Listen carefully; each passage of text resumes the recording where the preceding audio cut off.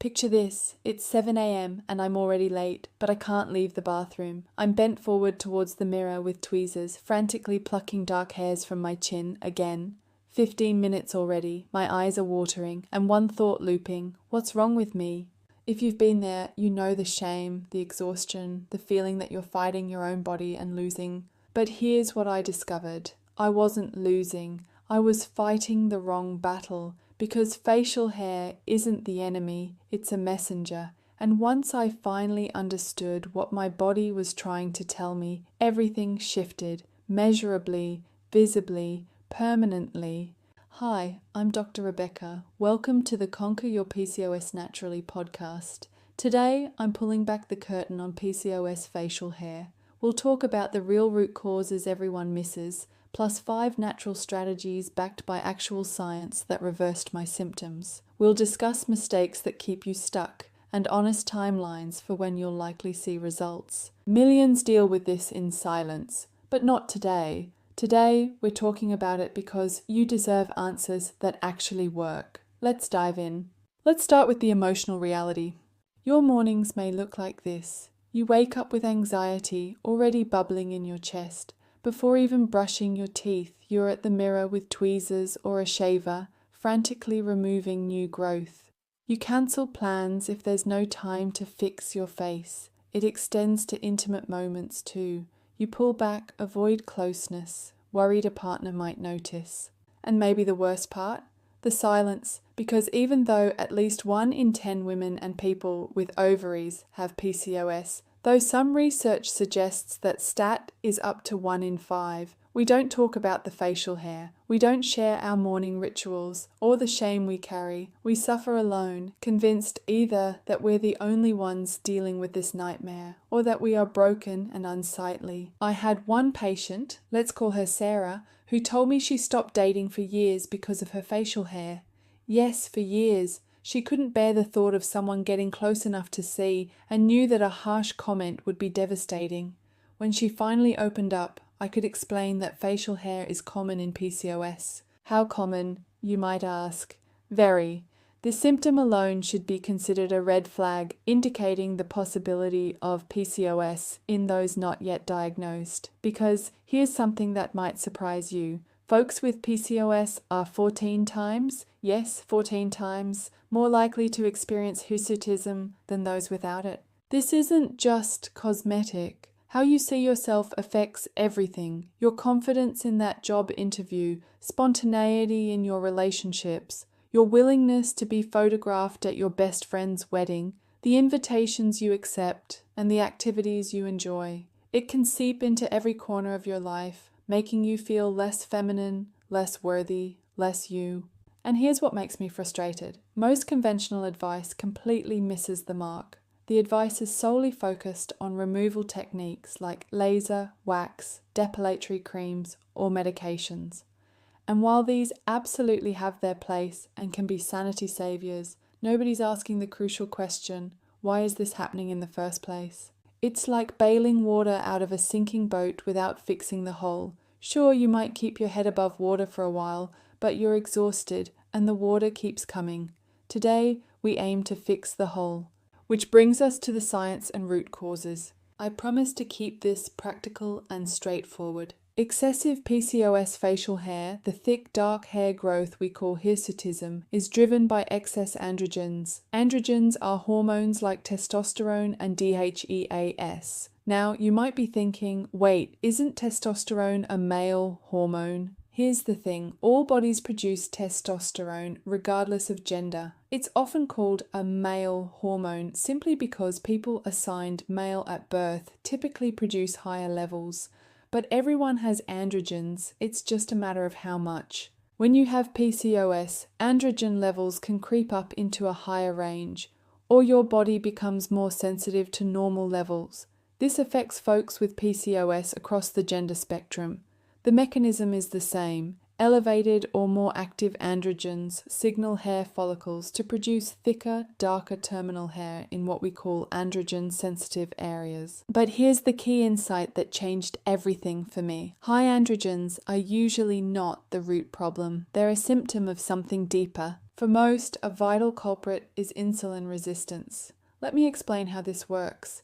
When you eat, your blood sugar rises and your pancreas releases insulin to move that sugar into your cells for energy. Think of insulin as a delivery driver bringing packages to your door. Normally, you open the door, take the package, and that's it. But when you're insulin resistant, it's like you're inside watching TV with noise-cancelling headphones on. The delivery driver knocks, nothing. Knocks louder, still nothing. So your pancreas sends more and more delivery drivers, all pounding on the door at once. Your blood is now flooded with insulin, all desperately trying to get your cells to respond.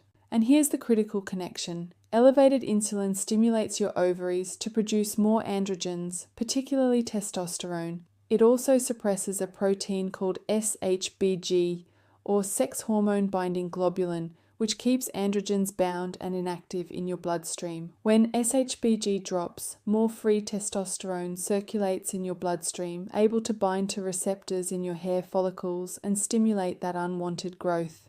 Research published in Frontiers in Endocrinology titled "Resistance to the Insulin and Elevated Level of Androgen, a Major Cause of Polycystic Ovary Syndrome" found that insulin resistance combined with high androgens is so strongly predictive of PCOS that it should arguably be a diagnostic criterion. And here's where it gets interesting. In some people, insulin also affects the adrenal glands, creating even more androgen production. The earlier study also discussed research showing that fat tissue itself may produce excess androgens in PCOS. And we know that chronic low-grade inflammation, the constant subtle immune activation that occurs more commonly in PCOS, is linked to higher androgen levels too. It all connects like a perfect storm happening inside your body. Now, conventional medicine often jumps straight to birth control pills or anti-androgen medications like spironolactone. And listen, these can be helpful tools, and I'm not here to demonize medication, but they don't address the underlying insulin resistance and inflammation. They're managing symptoms, not creating lasting healing. This is where natural approaches come in. When we target the root causes, insulin resistance, inflammation, and hormonal imbalance, we may actually reverse the cascade that's causing excess hair growth. And that's precisely what I personally did. With this in mind, let's get to the good stuff. Here are 5 natural solutions. These are the 5 strategies I recommend for PCOS facial hair, and they're all backed by science. I want you to know that these aren't quick fixes. They require consistency because the hair cycle is slow, but the results can be real and lasting. Solution number 1, spearmint tea is the daily ritual that surprised me. This one sounds too simple. Spearmint tea, but hear me out. There's solid research published in Phytotherapy Research showing that 2 cups of spearmint tea daily significantly reduces free testosterone, the type that drives facial hair. Now, here's the thing. The study only ran for 30 days, which isn't long enough to see visible hair changes because of the hair growth cycle. But the hormone changes were measurable and significant. And anecdotally, many patients notice real improvements with consistent use. My protocol is 2 cups per day of organic spearmint tea steeped for 5 to 10 minutes. Morning and afternoon work well. Give it at least 12 weeks. This isn't a 1-week wonder. Solution number 2, inositol supplementation is my secret weapon. Okay, this is the supplement that you may have already heard about. It's captured wide attention for folks with PCOS for good reason. Inositol is a sugar-like compound that dramatically improves insulin sensitivity. An article called Inositols in PCOS really validates what my patients experience. Those with PCOS with mild to moderate hirsutism took 2 grams of myo-inositol twice daily for 6 months. By the end, their hair growth had visibly improved, and blood tests showed their androgen levels had dropped. Consistent use over months led to real measurable change. And here's why I love inositol. It's not a one-trick pony. Yes, it reduces androgens and facial hair, but people also report clearer skin, better energy and blood sugar control, more regular periods, and improved fertility. It addresses multiple PCOS symptoms at once. The mechanism makes perfect sense. By improving insulin sensitivity, you lower insulin levels, which reduces the signal to your ovaries to make excess androgens. It's addressing that root cause we talked about earlier. I recommend 2 grams of myo-inositol twice daily, totaling 4 grams, which matches the research dose. Solution number 3. Vitamin D supplementation offers a ray of hope. It turns out the sunshine vitamin might be far more potent for our hormones than we thought. Researchers studied women with PCOS who were vitamin D deficient. One group received a placebo, the other got 50,000 IU of vitamin D weekly for 12 weeks. The results were striking. Those taking vitamin D didn't just see their vitamin D levels rise, they saw tangible changes in their hormones and symptoms. Testosterone levels reduced, and sex hormone binding globulin rose significantly. Together, these changes mean lowered activity of androgens in the body. Unsurprisingly then, hirsutism scores improved, meaning that pesky, unwanted hair growth was reduced. Even their ovarian health improved, and menstrual cycles became more regular. Meanwhile, the placebo group saw no such changes. And here's why I find this so promising. It's another tool that helps address a potential root cause. We know that insulin resistance is a massive driver of PCOS. We also know vitamin D plays a role in improving insulin sensitivity.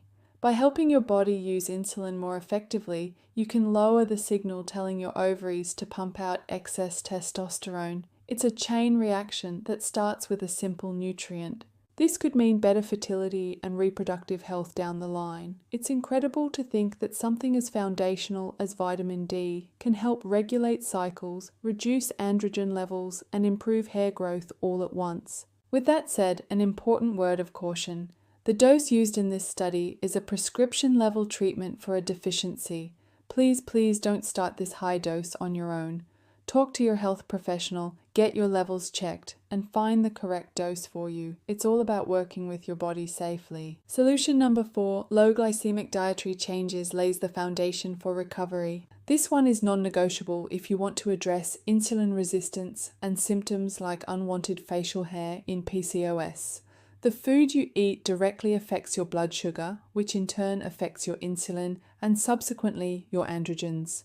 It's that insulin-androgen cascade we talked about. I had to completely overhaul my diet, and I won't lie, it's not always easy. Many of us with PCOS find ourselves gravitating toward quick carbs. I don't since I've reversed my PCOS, but I certainly did. Bagels for breakfast, sandwiches for lunch, pasta for dinner. This creates a blood sugar roller coaster, energy crashes, intense cravings, mood swings, and of course, worsening PCOS symptoms. I shifted to a low glycemic approach, and this is what I recommend patients do too. Eat lots of vegetables, quality proteins like wild-caught fish, free-range eggs, nuts and legumes, and healthy fats from avocados and olive oil. When eating carbs, choose whole food sources like quinoa, sweet potatoes, and berries. Pair carbs with protein and fat to slow down the blood sugar spike. The transformation can be incredible. Many people notice energy stabilization within weeks, and skin improvements may occur in weeks to months, while other symptoms may improve rapidly. Facial hair reduction, as we've said, takes longer. My protocol: focus on vegetables as the base of every meal. Include palm-sized portions of protein, add healthy fats, limit or eliminate refined carbs, sugary foods, and processed snacks. If you eat grains, choose gluten-free whole grains and keep portions moderate. Solution number 5. Stress management is often the missing piece. This is the one that so many people skip, and it's crucial. Stress is like pouring gasoline on the PCOS fire. I was living in constant stress mode. 8 years of university while working, no time to rest, worrying about my PCOS and everything else. I was stuck in fight or flight, and my body paid the price. I see this pattern repeatedly in patients, especially those without weight concerns, where stress is often the hidden culprit. So what can you do? Start with small, helpful habits and build. 5 minutes of deep breathing each morning, a 10-minute evening walk. Prioritize sleep. Aim for around 8 hours each night. As you build capacity, add what resonates. Yoga, therapy, journaling, boundary setting. Remember, the goal is progress, not perfection. Now, there are always two sides to every story, so with our 5 top solutions outlined, it's time to talk about common mistakes. I see people regularly making these, and I once made them too. Mistake number 1, focusing only on hair removal. Listen, I get it. When you've got visible facial hair, your first instinct is to get rid of it. And laser hair removal, electrolysis, and waxing all have a place. I'm not telling you to stop removing hair. Goodness no, do what makes you feel good. I got excellent results from laser therapy, but if that's all you're doing, you're not addressing why it's growing in the first place. Depending on the type of treatment, your hair may require ongoing treatment, or be expensive due to the persistent hormonal imbalance. Address the root cause instead of, or as well as, other therapies, and you'll likely find you need less and less treatment over time. Mistake number 2, expecting overnight results. I think we're all guilty of this. You try something for 2 weeks and think it's not working, but hormonal healing takes time. Your body needs months to rebalance insulin, reduce inflammation, and normalize androgen levels. The hair follicles that are already in the growth phase will continue their cycle. You're setting the stage for new growth to be finer, slower, and less problematic. Be patient, track your progress, trust the process and your body. Mistake number 3, taking harsh medications without lifestyle support. Again, I'm not anti-medication in this space. High androgen levels and facial hair can be devastating, but I've seen people medicate without changing their diet, managing their stress, or addressing their lifestyle. And then they're disappointed when symptoms don't fully resolve, or they have to deal with significant side effects. Medication can be a helpful tool, but it works best alongside, not instead of, lifestyle changes.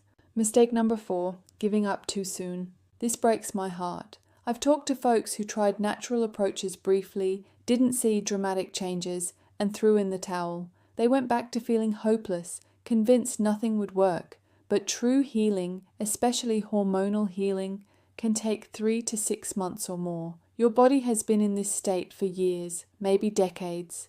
Give yourself the time and consistency you deserve. How much time and consistency? Let's talk realistic timelines, because I want you to have appropriate expectations when it comes to reversing PCOS facial hair. Weeks 1 to 12 form the foundation phase. You won't see facial hair changes yet, but watch for other wins. Stable energy, fewer cravings, better sleep, clearer skin. These signal that your insulin and hormones are responding. Months 3 to 6 may provide visible change. This is when you might start noticing subtler shifts, slightly slower regrowth, finer texture in new hairs, longer time between removal sessions. Months 6 to 12 and onward offer real transformation. The most dramatic changes typically happen here. Old androgen-stimulated follicles finish their cycles, and new growth reflects your lower androgen environment. Hair becomes visibly finer, lighter, and sparser. Here's my advice. Take weekly photos in the same lighting at the same time of day. Track your hair growth patterns in a journal. Note other symptoms too: acne, mood, energy, menstrual regularity. This helps you see the progress that might feel slow on a day-to-day basis. Remember, everyone's timeline is unique. Your genetics, starting point, and consistency all play a role. Trust your body's pace. That said, when should you seek additional support? If you've been consistent with these strategies for 6 months and you're not seeing any improvement, it's time to dig deeper. Work with a PCOS literate health professional or integrative practitioner. You might need to check your full hormone panel, including total and free testosterone, DHEAS, SHBG, insulin, and inflammation markers, or additional tests. There might be other factors at play: thyroid issues, adrenal dysfunction, a medication side effect, or genetic considerations that need a more personalized approach. And please, if your symptoms are severe, affecting your mental or physical health, Or if you have questions or concerns, don't wait. Seek support now. There's no shame in needing help. This journey can be hard enough without going it alone. Okay, lovely, we've covered a lot today. If you're feeling a little overwhelmed, that's totally understandable. You don't have to implement all 5 strategies at once. Start with 1 or 2, maybe the spearmint tea and dietary changes, and build from there. Small, consistent steps create lasting transformation. I know that I repeat this often, but I want you to know something important. You are not broken. Your body is not betraying you. It's sending you signals, asking for support, trying to find balance, and you have the power to heal. I've been in your shoes. I know the shame, the frustration, the feeling like you're fighting your own body, but I also know the joy of seeing real change, of feeling at home in your skin again, of reclaiming your confidence. This future is absolutely possible for you, and you deserve it. And as we come to the end of another episode, a gentle reminder, if this episode resonated with you, please share it. Send it to a friend who's struggling, post it on your social media, leave a podcast review. Every share helps another find hope and healing, and that's what this community is all about. If you'd like a tribe, join our free Facebook community. Just search Conquer Your PCOS on Facebook or find the link in the show notes. If you have any topics you'd like us to cover, reach out. We'd love to hear from you. Until next time, be gentle with yourself, trust your body's wisdom, and remember you are so worthy of healing.